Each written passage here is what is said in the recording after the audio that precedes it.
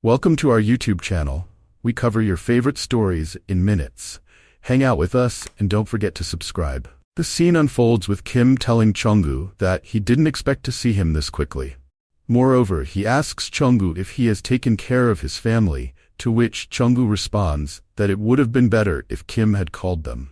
Suddenly, Chunggu starts the music and begins dancing. Kim tells Chunggu that it would have been better if he had listened to this song from the start. Chunggu asks Kim if he knows about this song, and he confidently tells him the song's name. Chunggu tells his guard to stop the song and explains that he stopped playing the piano because his wrist hurt. However, he reveals that his family members, who were present at his performance, all died. Heemin steps into their conversation and tells Chunggu that he has already informed him about Taeha, but still hasn't cancelled the meeting. Chunggu reveals the emergency meeting in the Chunggu family, in which all the family members gather in the same place. He also reveals that he cannot cancel the meeting because it is a tradition of the Chunggu group. Chunggu says he ordered his men to quietly burn 200 million won so that he could keep it secret, but instead he was stabbed in the leg. Chunggu tries to accuse Heemin, but Heemin gets angry and shouts in anger, saying he would never disappoint his parents. Kim asks Chunggu who killed the terrorist, and Chunggu tells Kim that it was Baek Junsu who killed Taeha. Kim asks Chunggu what his other desires are, and Chunggu tells both of them to keep their mouths shut about the incident. Kim asks Baek Junsu if he wants to smoke a cigarette, which he refuses.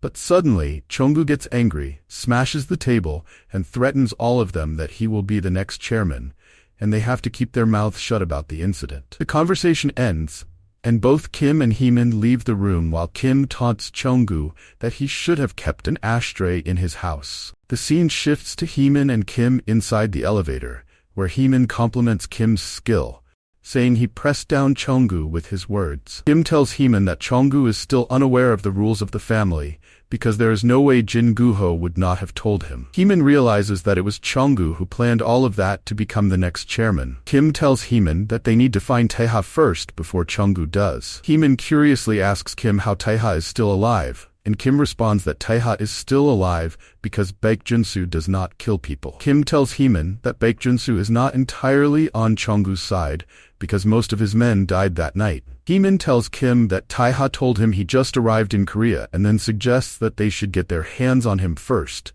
and put him on their side. At first, Kim agrees, but then he says they should kill Taeha. He then tells Heemin that he is upset because Chunggu still hired Heemin, even knowing that he would lose to the attacker. Kim leaves, and the scene shifts to Chunggu, who realizes that Baek Junsu did not kill Taeha. Baek Junsu tells Chunggu that he would not supposedly let Taeha go away, even after he killed his master. Chunggu responds that they would not have come this far if he killed him that day. Baek Junsu tells Chunggu that Taeha has become much stronger now than he ever expected him to be. Suddenly, Chunggu throws the glass of wine and gets up. He tells Junsu that what is important right now is the meeting with the board of directors, and he needs the majority of votes from the board to join the committee. He asks Junsu whether Taeha is alive or not, and he won't betray him, right? Junsu responds that he won't betray his master and makes a promise. The scene shifts to the rooftop, where Chunggu is surprised to see that one of the guards is alive, although he was scared of the outcome because he nearly died fighting Taeha that day and lost his eye. He says that if he knew the outcome would be that terrible, he would have betrayed Chunggu. Chunggu taunts him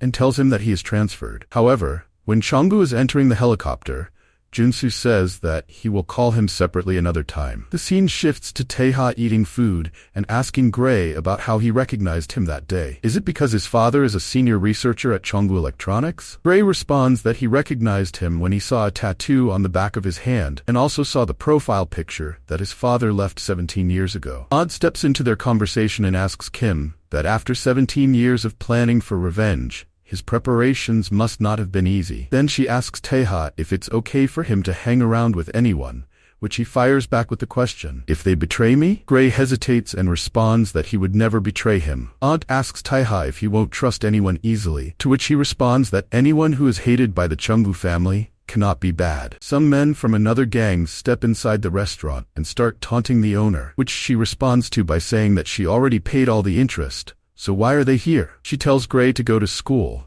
and he listens to her aunt and then leaves the restaurant. Suddenly, Taeha catches their attention and starts taunting Taeha, but Taeha is busy eating his food. The scene shifts to Gray, who tells Taeha about the history of the Oseong faction and other gangs. He tells Taeha that Oseong and Cheonggu started fighting in this area, which was a disaster for this area. However, thanks to the Yaburi faction, they sorted this out and made peace between the two groups. He asks Taeha for a favor. Taeha asks Gray about the favor, and he responds that he won't kill anyone in this area, to which Taeha says that he doesn't fight recklessly unless there is a strong reason. The scene shifts back to the restaurant, where Taeha finishes his meal and pays his bill. But the gang leader gets pissed off because Taeha ignored him all the time. Odd tries to avoid the fight, but he hits her, which Taeha responds to with a fight and beats them. Gray gets shocked to see that Taeha just beat them. Taeha walks toward the gang and tells him to take him to their leader. The scene shifts to Taeha standing in front of a building, where a girl named Suri asks Taeha if he is here to start a war by himself, to which Taeha responds that he is here just to talk. Suri asks Taeha if he really came here to talk because he killed all of her people in his way. However, Taeha apologizes for doing that because those people did not listen to him. Taeha noticed that several bodyguards were there on the roof of the building, and even some snipers were there. Taeha wondered if those guards were there to protect the gang. Suri threatens Taeha to say his last words before dying, and she accuses him of being with the Oseong faction or Cheonggu group. Taeha walks towards her, but one of her guards shoots a bullet and she tells Taeha to talk while standing. Taeha doesn't listen to her words and walks towards her. She gets scared and calls one of her men to fight Taeha. Vice leader of the Yaburi faction, Lee Hwaryong, stands in front of Taeha, but Taeha tells him to move, and surprisingly he listens to Taeha, which pisses off Suri, and she gets angry, and then she accuses Lee of being a traitor. Taeha walks towards her and snatches her cup, then throws it away, and he knows that something is off. Taeha whispers something in her ear and leaves. Suri asks Lee why he did not protect her, and he tells her that he has not noticed any bad intentions from Taeha, and he feels his aura, which is why he did not attack him. The scene shifts to Taeha and Gray fixing the door.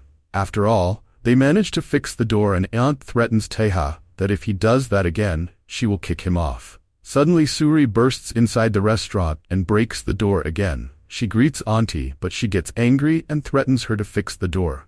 Suri listens to her and fixes the door. However, Taeha notices that her personality is very different from when he met her. Taeha jokes about her and she gets angry. She jumps towards Taeha and uses a thin, sharp wire to cut his head off. But Taeha reveals that when he went to meet her, her guards were aiming toward her, which means that she is being controlled like a puppet from the inside. He asks her if she is controlled by Oseong faction or Cheonggu, which pisses her off, and she was about to attack him, but Taeha pulls out a knife. The scene shifts to the man who is begging for his life, but the member of the electronic board, Director Hong, is not ready to spare his life. However, he receives a call from his men who inform him about Taeha that he was seen at the front of the Yaburi faction building. Director Hong gets angry and unlocks Tiger from its cage, which charges towards that man and kills the man who was kept inside the cage. Taeha asks Suri why, even if she knew that there were spies of Cheonggu inside her group, then why she kept them alive and did not kill them.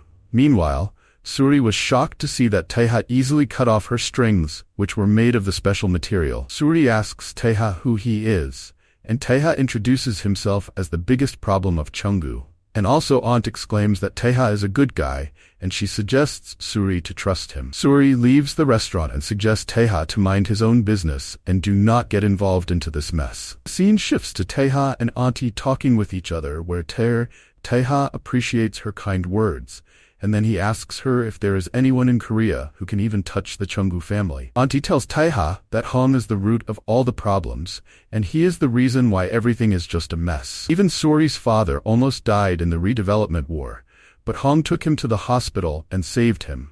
And now he is using Suri. She reveals that only she and Suri knows about her father. A mercenary keeps an eye on them and gets order from his superior to capture Taeha alive and kill other family members. Suddenly Taeha was standing behind him, and he attacked that mercenary.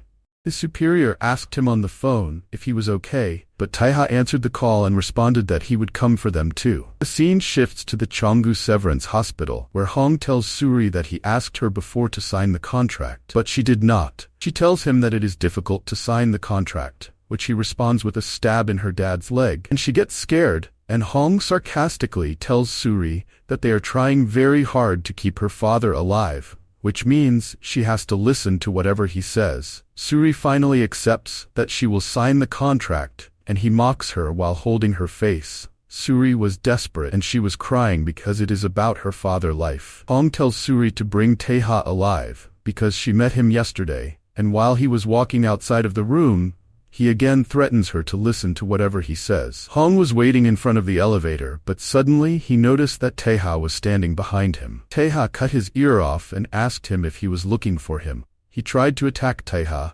but he overpowered him and grabbed his neck. Taeha puts a lot of sharp blades in his mouth and tells him that he will visit him once every day to stab him. He tells to be prepared.